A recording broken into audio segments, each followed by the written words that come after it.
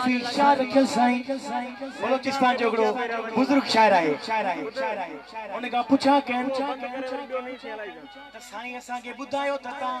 महबूब जे चेहरे अनवर जी ज़ियारत कई आहे या न ॿुधजो ॻाल्हि हिकिड़ा हूंदा आहिनि शायर ॾिसी करे लिखंदा सोचे करे हिकिड़ा शायर अहिड़ा हूंदा आहिनि अल्लाह वारा जेके ॾिसी करे लिखंदा आहिनि ॾिसी करे लिखंदा पोइ लिखे थो लफ़्ज़ ॿुधजो हथ मुंहिंजो हीअं मथे वञे त तव्हांजी सुभाणे सदा जण घुरिजे होॾ ते नारी तारा दहन शकर पुरुष की मतलब लाल लगन अल्लाह की मतलब लाल लगन ओ नूर परे नाज परे जे रुकते से बुज़ीनत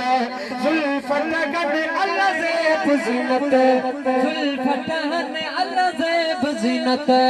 जुल्फ टहन अल्लाह से बुज़ीनत जुल्फ लगन ओ नूर परे नाज परे रुकते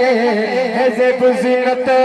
हक मौजूद सदा मौजूद हक मौजूद सदा मौजूद अल्लाह हक मौजूद सदा मौजूद हक मौजूद सदा मौजूद से बुज़ीनत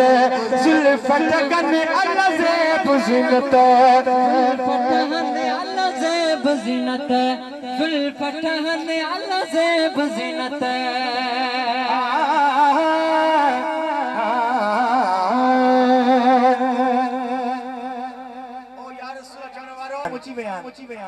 ये लिखे तो जेके भी या रसूल अल्लाह चवण वारा वेठा आहियो उन लाइ लिखे तो